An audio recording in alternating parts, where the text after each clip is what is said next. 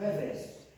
Em toda a jornada da nossa vida vai aparecer pessoas tentando nos direcionar do que é certo para o que é errado. E muitas das vezes Satanás tem usado o que é errado para nos fazer acharmos que é certo, tá bom? E aqui eu gostaria de mostrar uma imagem para vocês. Essa imagem apresenta um garotinho. E esse garotinho ele está em meio a dois caminhos. Existe um caminho que vai levar para uma direção, existe um caminho que vai levar para a salvação, existe um caminho em que realmente ele vai fazer a escolha certa. Porém, existe outro caminho que vai levar para o fim da sua vida. Como saber escolher? Como saber identificar? Como olhar para nós hoje e sabermos se nós estamos no caminho certo, que é o estreito, ou no caminho largo, que é o que leva para a perdição? Eu queria convidar os irmãos, aqueles que têm Bíblia aí agora nesse momento, a abrirem em Mateus. Mateus capítulo 7, a partir do verso 13. Certo? Evangelho de São Mateus, capítulo 7, a partir do versículo 13. É um texto bastante conhecido de todos nós, mas que tem várias aplicações para cada um de nós que estamos procurando o reino dos céus. Porque a nossa vida não é aqui, né? Nós só estamos passando uma passagem. Amém? Amém. Pronto. Mateus capítulo 7, versículo 13 até o 14 nos diz assim. O título dele aqui na minha Bíblia é do versículo 13. Versículo 13. Capítulo 7, versículo 13. Amém? Quem achou que eu vou para o céu? Eu vou para o céu. Quem achou que eu vou pelo caminho estreito? Eu vou para o caminho estreito. Amém, amém, amém. No título da minha Bíblia aqui está assim, ó, as duas estradas. E aí agora, as duas estradas. Qual que eu escolho? Por exemplo, quando a gente vai ali para o caboclo, eu não sei se você já andou ali para o lado do caboclo, mas o caboclo ele tem tanta entrada na vida, que uma vez eu fui com o pastor Jefferson, era de noite, e a gente ia para a classe bíblica. E a gente ia para dar um estudo bíblico na classe bíblica. A gente ia com o GPS. Só que chegou um momento que tinha tantas entradas, que até o GPS se perdeu. E aí a gente foi, seguimos numa rota. Pastor, não estamos chegando. Pastor, rapaz, acho que é aqui mesmo. A gente ia sair da pista e pegamos a estrada de chão. Nós seguimos. O GPS bugou, se perdeu. Aí nós decidimos escolher uma nova. Aí nós andamos em círculo e saímos na mesma pista de novo. Acredita? Aí decidimos ligar para o rapaz mandar um mapa novamente, dizendo, explicando de novo, para que a gente pudesse chegar. Né? E assim é as nossas escolhas para com o reino dos céus. Tá bom? E o texto vai dizer o seguinte: entrai pela porta estreita, larga é a porta e espaçoso o caminho que conduz para a perdição. E são muitos que entram por ela, porque estreita é a porta e apertado o caminho que conduz para a vida, e são poucos os que acertam. Amém? Amém. É um texto que muitas vezes também pode nos causar medo, né? Rapaz, existe só um caminho que eu devo escolher? Sim, existe só um caminho. Se existe outro caminho para a salvação que não seja o caminho de se entregar a Jesus, eu desconheço, porque a Bíblia também não mostra. Certo? Eu desconheço. Porque Jesus disse que eu sou o caminho, a verdade e a vida. Ninguém vai ao Pai senão por mim. Todo aquele que vai querer se aproximar de Jesus, ele disse o quê? Todo aquele que vem após mim, negue-se a si mesmo. Tome a sua cruz e segue. É fácil? Não é fácil. Mas quando a gente olha para os patriarcas da Bíblia, para nossos irmãos de fé, que vem morrendo, que vem sofrendo, por que eu não posso bater no peito e dizer, em nome de Jesus eu consigo? E quando nós estamos aqui, irmãos, ouvindo a mensagem, pregando o Evangelho, com o livre-arbítrio de caminhar com a Bíblia, muitos hoje não querem nem caminhar com a Bíblia mais, né? Querem usar só o celular, digital. Vai chegar um momento que na igreja não vai ter mais Bíblia, não. Vai chegar um momento que o pastor vai estar pregando aqui, ou qualquer irmão vai estar pregando. Abra as Bíblias aí, ninguém vai ouvir isso aqui mais não, ó. Vai chegar um momento que você só vai ouvir a tecla do celular. Porque o ser humano está criando vergonha de Deus. Está criando vergonha de Deus. E enquanto nós temos aqui tudo para fazer, para nos aproximarmos de Deus com liberdade, porque não temos perseguição ainda, lá fora, por exemplo, na Coreia do Norte, na Coreia do Sul, existem cristãos nossos que estão morrendo nesse momento. Esses dias mesmo, deu uma semana que eu vi, não sei se vocês seguem Victor PJ, Victor PJ, no Instagram, é o pastor da nossa igreja, ele é jovem. ele começou a postar a partir desse ano 2024 eventos que falam sobre grupos de igrejas adventistas que existem fora do país e que se sacrificam para pregar o Evangelho. E dentro dessa história que ele colocou, que ele postou no Instagram, estava a história de uns cristãos que se reuniam às escondidas no grupozinho e foram fazer um retiro às escondidas. Só que acabaram sendo descobertos. E entre esses cristãos estava um jovem com apenas a partir de 10 anos de idade, 12 anos de idade. E esse jovem foi descoberto. Os meliantes se aproximaram desse jovem e pediram para ele renunciar à fé dele, senão ele seria morto naquele momento. Primeiramente ameaçaram que iriam queimar a Bíblia, rasgar a Bíblia, e destruíram, porque o jovem não aceitou renunciar. Em segundo momento, eles fizeram uma nova ameaça, seu Silvio, de novo. E o jovem olhou para aqueles homens e disse: eu sou um soldado de Cristo. Aquele jovem, em meio à perseguição, em meio a uma espada, uma faca, um revólver apontado para a sua vida, ele disse: eu sou um soldado de Cristo. Ou seja, ele disse como o apóstolo Paulo disse: o viver é Cristo e o morrer é lucro.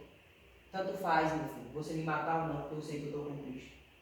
A fé que o apóstolo Paulo teve, esse garoto me demonstrou nesse momento. E está lá na postagem de Vico PJ. Ele foi morto no mesmo momento. Foi morto no mesmo momento. Mas vocês podem ter certeza, irmãos, que pelas promessas que Deus nos dá na Bíblia Sagrada, a coroa dele já está preparada. A coroa dele já está preparada. Porque o apóstolo João, lá em Apocalipse, ele diz que viu as almas dos decapitados quando ele foi levado até as visões das 7 igrejas do Apocalipse. Ele disse que viu as almas dos decapitados, de todos aqueles que morreram por causa do Evangelho. Quando a gente vai para o Sermão do Monte, das Bem-aventuranças, em Mateus capítulo 5, a palavra de Deus diz o quê? Bem-aventurados sois quando vos perseguires por minha palavra, porque deles é o reino dos céus. Quanto mais perseguição a gente estiver sofrendo, irmãos, melhor para nós é.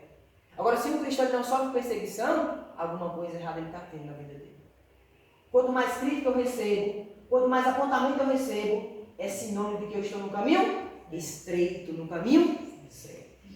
Agora, o primeiro sinal de que eu estou no caminho largo é quando eu não sinto o Espírito Santo me tocar, é quando eu não tenho desejo de ir para a igreja, quando eu não tenho desejo de acordar cedo, quando eu não tenho desejo de estar me envolvendo nos ministérios da igreja, quando eu não tenho desejo de sair da central, do local onde eu vivo, para levar a mensagem para outras pessoas. Isso são sinais de que eu não estou no caminho estreito, mas eu estou no caminho largo.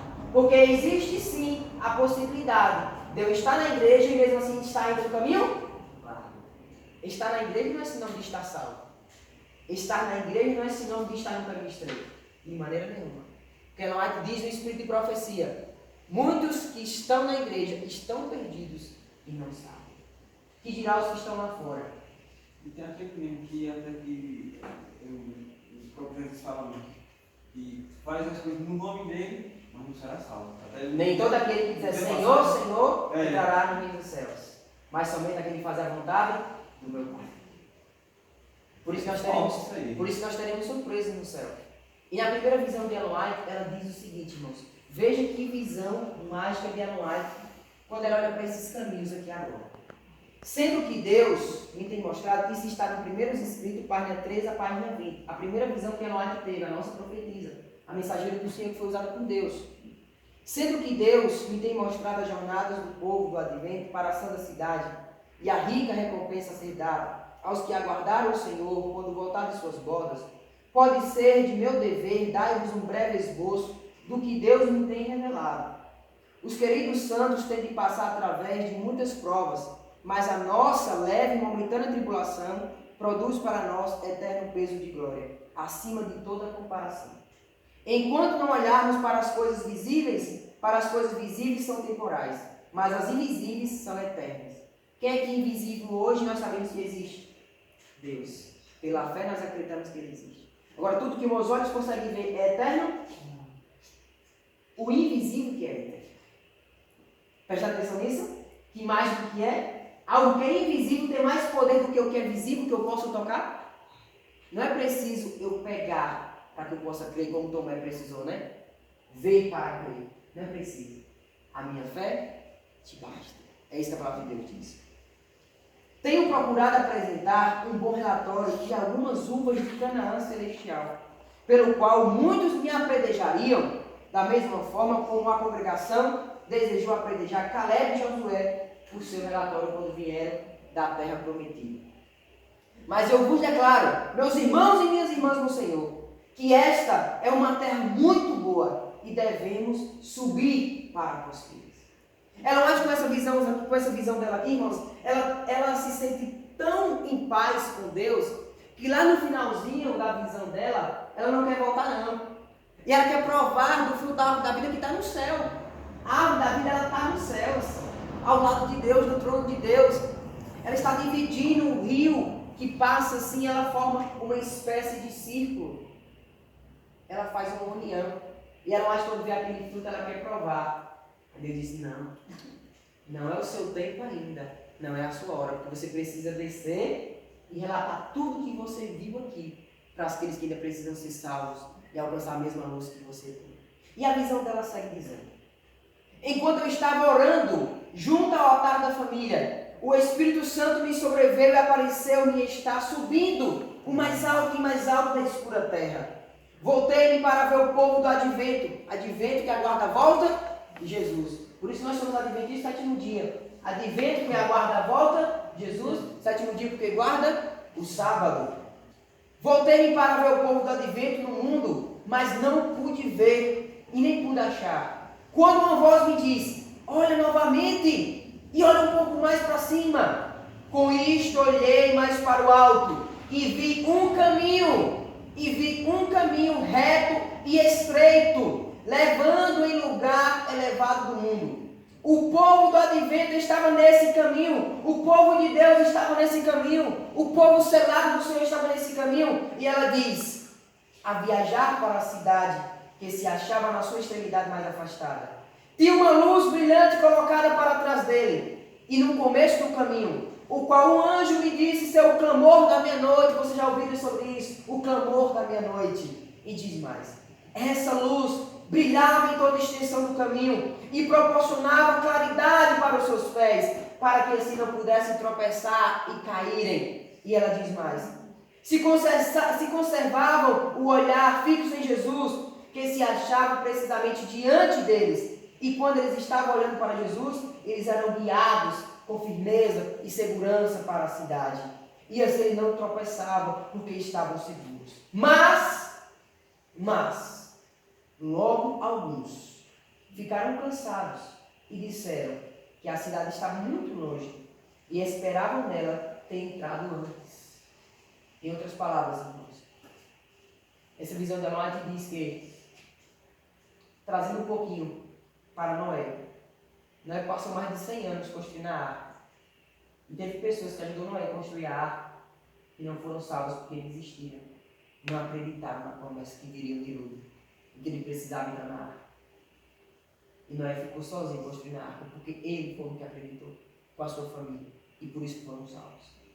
O que Noé tenta passar aqui é que na nossa jornada cristã muitos vão se sentir cansados, enfadigados e vão perder a fé de que Jesus vai voltar. O que é que faz eu ter esses pensamentos do mal, irmãos? Não relacionamento com Deus, sincero. Eu sempre digo duas palavrinhas que fazem o cristão ter sucesso. Relacionamento e envolvimento. Porque automaticamente quando eu estou em relacionamento é que eu estou tendo comunhão, eu estou lendo a Bíblia, eu estou buscando a Deus. Nas madrugadas, na noitada, estou procurando Deus. O fruto do relacionamento sincero com Deus, Chico, vai ser o quê? O envolvimento. O envolvimento é o resultado da busca. E como que é esse envolvimento? Pregação do Evangelho, estudo bíblico, você querer fazer a diferença na igreja, você mover montanhas nem que você esteja só, sem ninguém, mas você não desiste. Você não desiste. Porque você sabe que a coluna da vida vai estar preparada para você quando Jesus voltar. E ela diz que, infelizmente, essas pessoas, quando estavam olhando para Jesus, imagina essa luz agora, nós estamos olhando para ela. Se apagarem a tomada, vai ficar o que aqui? Escuro. Nós iremos tropeçar, nós iremos cair. E Jesus olha para nós e diz, vós sois a luz do mundo. Vós sois a luz do mundo. Quando a pessoa tem Cristo na vida dela, o Espírito Santo na vida dela, eu consigo olhar para ela e ver também a pessoa, Jesus naquela pessoa. E ela te diz que muitos desses que olharam para trás e que disseram que a cidade estava longe demais, que o caminho era demorado, eles estavam enfadigados, começaram a tropeçar. e negaram a luz da existência e diziam que não foi Deus que os guiara. A luz atrás deles desaparecera, então. Jesus saiu da vida dessas pessoas, deixando-lhes os pés em densas trevas, de modo que tropeçavam e, perdendo de vista o sinal de Jesus, caíam do caminho para baixo, no mundo tenebroso e ímpio. Logo ouvimos a voz de Deus, semelhante às muitas águas, no qual nos anunciou o dia e a hora da vinda de Jesus. Os santos vivos, representados em Apocalipse, os 144 vivos. Ela veio vestido de vestes brancas, purificados, limpos. Quem são esses, Fabrício? Lá em Apocalipse, se a gente for pesquisar, a gente encontra. São as pessoas que não se corromperam, que não se prostituíram, que não negaram, não negociaram os seus princípios, mas que permaneceram inabaláveis. E é por isso que Mateus diz: ser fiel até a morte e dar-te-ei a coroa da vida. Ser fiel até a morte, você vai passar por provação, você vai ver a igreja sendo espremida, você vai ver irmãos que você não esperava saindo da igreja, talvez você nunca vai ver ninguém que está fora entrando, mas se você desistir, muitos que estão lá fora talvez não queriam entrar porque você desistiu. Nós, irmãos, temos olhos diários que estamos observando, sabia disso? Por onde nós cristãos passamos, as pessoas nos observam. Porque o apóstolo Pedro diz lá em Atos que nós somos como uma carta. E uma carta é para ser lida. Uma carta é para ser lida. Então, quanto mais de Cristo eu tenho dentro de mim, no meu trabalho, no meu estudo, na minha igreja, mais as pessoas vão querer ter interesse por esse Jesus que eu vivo, por esse Jesus que eu prego, e não somente falo, mas que eu testemunho, porque eu estou olhando para a luz e não para as trevas. É no segue dizendo: logo os olhares foram dirigidos ao Oriente, pois apareceram uma nuvenzinha aproximadamente do tamanho da metade da mão do homem. Aqui ele está falando da volta de Jesus. Aqueles que não desistiram do caminho, que continuaram olhando para a pequena luz, pelo tamanho da mãozinha, e que não se fadigaram com o caminho, porque estavam com os olhares fixos em Jesus, eles agora estavam prestes para cantar glória, aleluia. Glória, aleluia. Eu me lembro quando eu falo de luz e de ter fé, não desistir e olhar para Jesus, eu me lembro de quem? Pedro. O que foi que Jesus falou para Pedro quando ele estava afundando? Homem de pouca fé. Por que foi que Pedro afundou? Não foi porque ele estava na água, não. Porque ele começou a andar. Mas foi porque ele tirou os olhos de quem? De Jesus. Foi porque ele tirou os olhos de Jesus. Um barco ele não afunda por ele estar na água. Um barco ele só afunda quando entra. Você vai se perder ou você vai se salvar pelo que você está colocando no barco da sua mente. No barco da sua mente. Automaticamente esse barco, a minha mente, é o que vai conduzir o meu corpo. Que é templo do Espírito Santo. E esse vai ser o resultado. Maldição ou bênção. Perdição ou salvação. Caminho largo ou caminho estreito. Ela descreve Jesus com cabelos brancos, olhos de fogo anelados, caíram-lhe sobre os ombros e sobre a cabeça tinha muitas coroas. Então a trombeta de prata de Jesus soou, ao descer sobre ele a nuvem e envolto de labaredas de fogo, olhou para as sepulturas. Olha o milagre aqui agora. Aquilo que é impossível para os homens é possível? Valeu. Cristo então olha para as sepulturas dos santos que dormiam. Ergueu então os olhos e as mãos ao céu e exclamou: despertai, despertai, despertai, vós que dormes no pó da terra, e levantai-vos. Levantai-vos. Por mais que estejam só os ossos, por mais que estejam só as cinzas, mas Cristo nos criou do nada quando ele fez Adão. Por que ele não vai nos ressuscitar? Se Deus ele pode tudo. Se Deus ele pode tudo.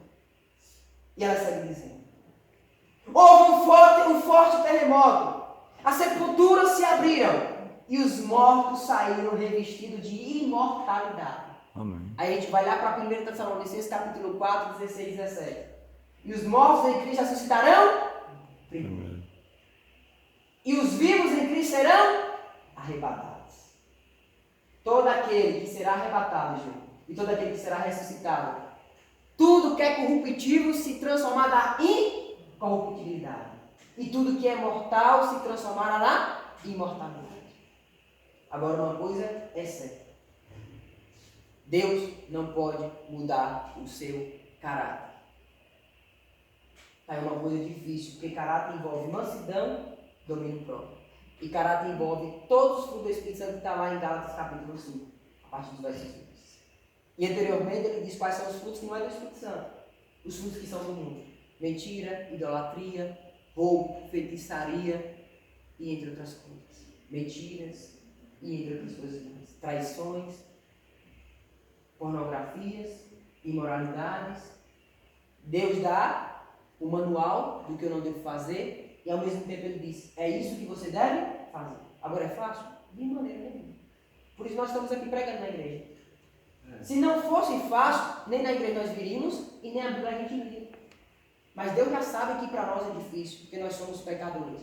Mas o desejo de Deus, irmãos, é nos salvar. O desejo de Deus é nos purificar, mas eu tenho que pedir, eu tenho que me ajoelhar, eu tenho que me consagrar. Se eu não colocar esses joelhos para ficar pretos, para ficar roxos, sangrando, de tanto orar, eu não vou conseguir o propósito. Eu não vou conseguir. Olhe para as pessoas que eram de oração na Bíblia. Daniel, olhe para o cara que fez a grande reforma protestante, Martinho Lutero, que orava mais de 6 vezes por dia. Daniel orava 3 vezes durante o dia. Jesus levantava de madrugada para orar. Jesus, o Filho de Deus, ele necessitava de oração. Nós necessitamos de oração para termos um gás, para seguirmos em frente e não desistir, para sermos felizes como nós somos, com o que temos, com o que possuímos. Nós precisamos de oração e consagração para olharmos para a vida e termos esperança, mesmo com tantas tragédias acontecendo, como aconteceu agora com a família de Sidônio. 2 pessoas que têm tudo pela frente, mas que morreram numa fatalidade. Estavam ansiosos para chegar em casa, ver as filhas, ver os netos, pisando o pé na cidade. E de repente, por infração, imprudência, sem ter culpa nenhuma, houve a fatalidade. Deus vai julgar elas se estão salvas ou não. Não cabe a nós o julgamento. Mas nós que estamos vivos, a Bíblia diz, o poder de salvação está enquanto você está vivo. Porque eu posso confessar os meus pecados, eu posso me arrepender, e eu posso pedir perdão a Deus. Porque para onde você vai quando você morre? A memória jaz no esquecimento. No esquecimento. Todos nós entramos na nuvem e estivemos... Agora vem um passeio que a Nath descreve. Existe um livro dela, que é Visões dos Céus, eu estou lendo, que ela vai dizer agora como será a viagem. Eu não sei quantos aqui gostam de viajar. A viagem aqui da Terra eu não gosto não. Mas quando eu olho para essa viagem aqui, rapaz, eu estou doido para fazer minhas malas já. Já estou arrumando. Já estou arrumando minhas malas. Porque não vou pagar mais nada, já está paga, né, o preço. Então agora ela diz, a viagem vai durar 7 dias. Ascendendo para o mar de vidro, aonde Jesus trouxe as coroas e com a sua própria destra, com a sua própria mão, os colocou na cabeça de cada um. Em outras palavras, ele vai olhar para nós, minha amiga Socorro, e vai dizer, vinde benditos do meu Pai, herdar o que é teu por herança desde a fundação. Toma a coroa, coloque na sua cabeça. Sabe o que vai ter nela? Vai ter pedras preciosas. E cada pedrinha que vai ter na sua coroa é de cada pessoa que você levou para Cristo, que você conseguiu salvar. Através do estudo bíblico, através do convite para a igreja. Talvez você planta a sementinha, outro vai e colhe, e você contribui com isso também. Vai ter pessoas que vai ter as vestes mais claras, a coroa mais recheada, mas cada um lá te diz que vai ficar satisfeito. Porque eles estão na onde? No céu. No céu não vai ter satisfação, não vai ter orgulho, não vai ter inveja. Porque quem assim for, nem lá entra. Deus não vai permitir mais maldade, entendeu? Lá não vai ter mais livre-arbítrio, questão de pecado, não, nada disso. Já as primeiras coisas serão passadas, já foi. Esse sofrimento que nós temos aqui está pouco para se acabar, está pouco para afinar. Nós iremos fazer uma viagem, mesmo sem ter asas, nós iremos voar em nome de Jesus. Mesmo sem ter asas, nós iremos contemplar, olhar um para o outro e dizer, meu irmão, você está aqui? Está aqui no meu braço a vencer você mesmo? E nós iremos viajar, olhando para os planetas, avistando o céu, as nuvens. E a gente não quer que essa viagem acabe, porque estamos na presença de Deus. Imagine você olhar para o lado e ver seu filho, sua filha, aquilo que você se esforçou para estar na igreja com você, pai, com você, mãe. Imagine você olhar para o lado e ver seu pai, sua mãe, seus amigos, seus vizinhos. Que maravilha. Agora, que infelicidade a gente olhar para o lado e não ver a pessoa que a gente ama. Que infelicidade, não. Mas sabe de uma coisa, irmãos?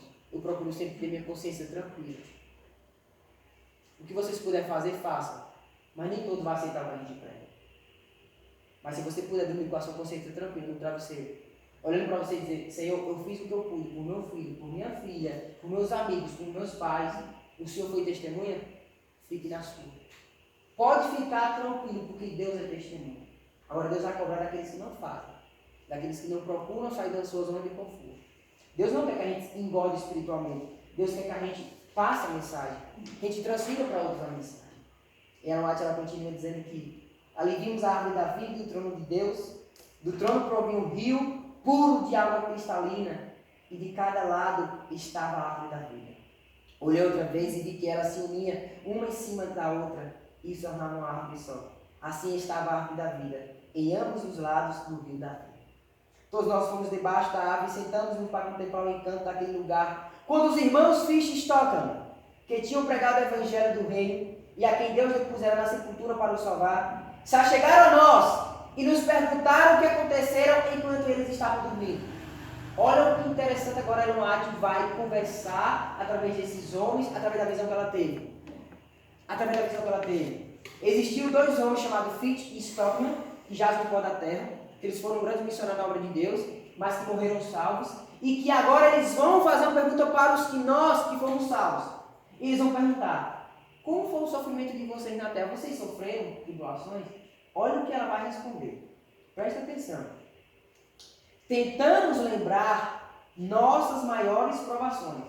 Ou seja, ela vai dizer que os justos vão tentar lembrar do que passamos. Nós não estamos passando por provações aqui agora? Ela vai dizer que a gente vai tentar lembrar. Então, tentamos lembrar de nossas maiores provações. Mas elas pareciam tão pequenas em comparação com o peso eterno da glória muito excelente que estava ao redor, que nada poderia dizer, e todos exclamavam, aleluia, é muito fácil alcançar o céu. E tocamos nossas gloriosas harpas, e fizemos o com que as arcadas dos céus se regoassem, se alegrassem. O que a gente acha que é gigante hoje de provação para nós, de pecado para nós, de provação para nós, no céu a gente vai olhar e vai dizer, rapaz, eu dizia que aquilo ali era provação, eu dizia que aquilo ali era difícil para mim, porque o céu vai ser tão bom, irmãos, vai ser tão bom, quando a gente olhar, a gente vai dizer, rapaz, era fácil demais alcançar o céu, era fácil demais seguir a Cristo Jesus, mas infelizmente, mesmo com tudo isso, vai ter pessoas que vão se lamentar com a morte de Jesus, vão procurar a morte e não vão encontrar. Vão procurar os rochedos para ficar sobre eles, mas não vão também encontrar.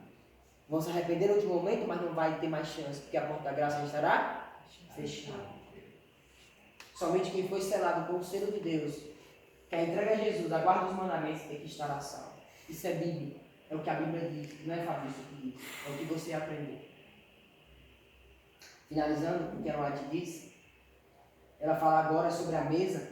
Ela diz o seguinte, eu vi uma mesa pura no carro. A gente fica se perguntando, como vai viver esse povo todo no céu? Como que vai caber? A gente vai passar os 1000 anos no céu, depois vai descer para a terra. Será uma cidade única, quadrada, não terá capital, não terá estado, é uma cidade única. Como irá caber todo mundo? Como é que vai ser a janta, o almoço, o café da manhã? Vai ter cadeira para todo mundo? É mais descreve na visão. E vi uma mesa pura, prata. Tinha muitos quilômetros. Não é a mesa da nossa casa não que tem metros quadrados. A mesa do céu tem quilômetros. Quilômetros de comprimento. Contudo, por nós estarmos nos céus, os nossos olhares podiam alcançar todo o que estava à volta. E ela diz mais. Viu o fruto da árvore da vida. Aquilo que eu falei para vocês no início, agora presta atenção. Viu o fruto da árvore da vida. Viu o maná. Vi as amêndoas, vi os figos, vi as romãs, as uvas e muitas outras espécies de fruta, que ela descreve que a mente do céu não vai ter carne. Por isso que é bom a gente se adaptar à outra alimentação, né? E tentar realmente mudar o nosso comida, porque no céu só vai existir legumes e frutas. Como é que Deus vai permitir comer carne se eu precisar matar um animal? E se no céu não vai ter morte? Não vai, né? Né? Difícil porque eu jejuei outro dia todo, que era reserva de jejum na igreja. Mas eu tava doido para chegar em casa, pegar um pedaço de carne e comer com feijão com farinha, que eu tava já me agoniando. Eu digo, meu Deus do céu, meu Deus, como visto é infame. E quando cheguei em casa, 6 horas, fui pra panela, fria sem esquentar, botei o feijão com farinha, um arroz aqui, peguei a carne aqui e tomei. Não é pecado, porque Deus permitiu. Mas se a gente pudesse mudar nossos hábitos, seria melhor para a gente se adaptar mais rápido, entendeu? Por isso que eu parabenizo quem é vegano, quem é vegetariano, porque não é fácil não. Desapegar não é fácil não. Por exemplo, se eu tenho um filho hoje e eu ensino ele de pequeno a não comer, aí é outra coisa. Ele é desconhecido. Então quando ele provar, por exemplo, de uma couve, de uma alface, para ele vai ser o quê? Carne. Entendeu? Para ele vai ser carne, porque é a única coisa que está sendo apresentada para quem? Para ele, mas nós não, já estamos velhos caindo nos dentes, né? Com a mentalidade lá em cima, acostumado com as coisas da vida, com o que nossos pais nos ensinaram. Como é que a gente vai mudar agora? Não é impossível, mas é muito difícil. Tá bom? Isso não é um requisito para você ser salvo. Mas quem puder, faça. Quem também não puder, não será julgado por isso. Porque Deus dá o livre-arbítrio. Tá bom? E ela diz mais. Pedi então a Jesus que me deixasse comer do fruto. Agora disse ele, agora não. Os que comem do fruto deste lugar não mais voltam para a terra. Mas dentro de pouco, se fores fiel, não somente comerás do fruto da árvore da vida, mas você beberás também da água da fonte. E disse, deves voltar novamente à terra e relatar aos outros o que te revelei. Então o anjo me mostrou mensalmente a este mundo escuro e me trouxe de volta. Eloate agora volta para essa terra. Algumas vezes penso que não mais posso permanecer aqui. Todas as coisas da terra parecem demasiado áridas. Sinto-me muito solitário aqui, pois vi uma terra melhor. Ela viu o céu e voltou para a escuridão. Imagina que tristeza. Por exemplo, Adão e Eva provaram do céu, porque o céu era o jardim do Éden. Provaram do paraíso e saíram de lá para as trevas. Nós não. Nós não provamos da luz ainda. Nós não provamos do Éden ainda. É por isso que nós temos essa vantagem. Nós não provamos o lado bom da moeda ainda. Nós estamos no mal. Nós estamos na treva. Por isso eu também disse esses dias para um irmão da igreja, lá em Novantos, o seguinte. Eu digo, irmãos, é mais fácil para a pessoa que está no mundo vir para a igreja. É mais difícil. Aliás, uma pessoa que está no mundo vir para a igreja e não sair, do que uma pessoa que nasce dentro da igreja e ficar. Por quê? Porque a pessoa que nasce dentro da igreja, desde pequenininha, ela só conhece o mundo da igreja. E em toda a sociedade ela vai estar influenciada para o mundo. Então a vontade dela querer provar o mundo vai ser surreal. Ela vai estar... Ela vai ter uma vontade como se tivesse com abstinência de droga. Então por isso que eu falei, eu digo, irmãos, é mais difícil a pessoa que veio do mundo entrar na igreja e não sair, do que uma pessoa que nasceu na igreja não querer ir para o mundo. Porque a pessoa quer provar. E quem veio do mundo já provou. É mesmo, faz sentido. Estou errado? Certíssimo. Faz total sentido. Eu já sei o que é mal lá fora. Eu já provei. Agora sei que Deus me salvou, agora me dá a segunda chance. Eu só vou se eu sou uma netalhada. Se eu sou um besta. Entendeu? Se eu realmente quiser a permissão.